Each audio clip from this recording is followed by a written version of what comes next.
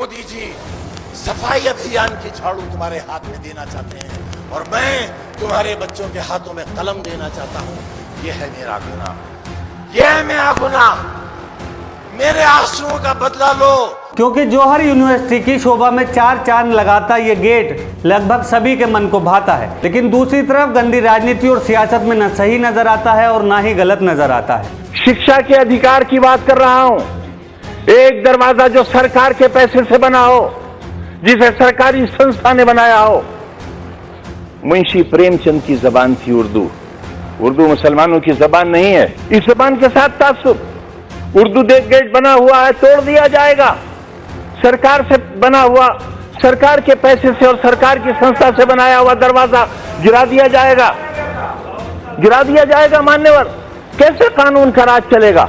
मासूमों को कान से पकड़कर उठा दिया जाएगा। मान्यवर, कैसे आप शिक्षा देंगे?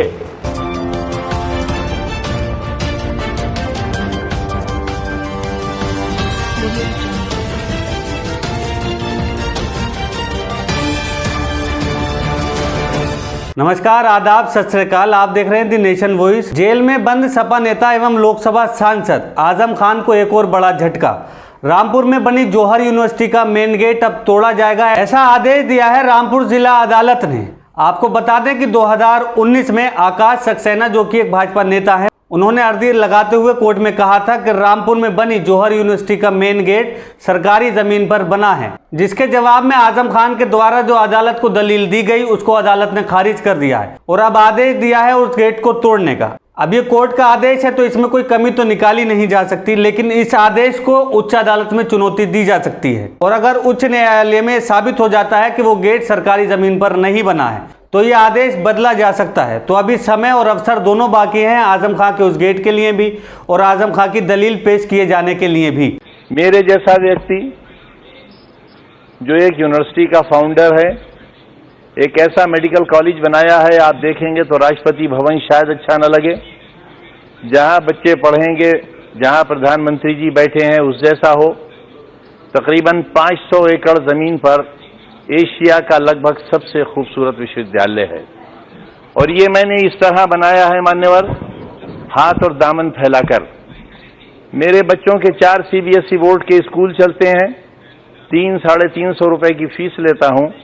जिनके माँ बाप नहीं हैं उन्हें मुफ्त पढ़ाता हूं, उन्हें ड्रेस मुफ्त देता हूं, उन्हें किताबें मुफ्त देता हूं। माँ बाप में से एक नहीं है तो 50% कंसेशन है। सड़क पर पत्थर तोड़ने वाला, रिक्शा चलाने वाला, मजदूरी करने वाले का बच्चा और बच्ची पढ़ता है तो मात्र 20 रुपया दिए जाते हैं। लेकिन इसी आजादी में मेरे जैसे व्यक्ति के साथ जो बर्ताव हुआ, उसने आजादी की सांसों को बहुत कम कर दिया। मेरे पूरे राजनीतिक जीवन में अगर सुई के नोक के बराबर भी कहीं बेईमानी, रिश्वत और कोई भ्रष्टाचार या व्यक्तिगत रूप से किसी के साथ कोई ज्यादती की हुई सरकारी कलम के साथ हो तो मैं अभी इसी सदन को छोड़ने के लिए ऐलान करता हूं। मैंने सुना नहीं, वरना मैं आपका जवाब दूंगा।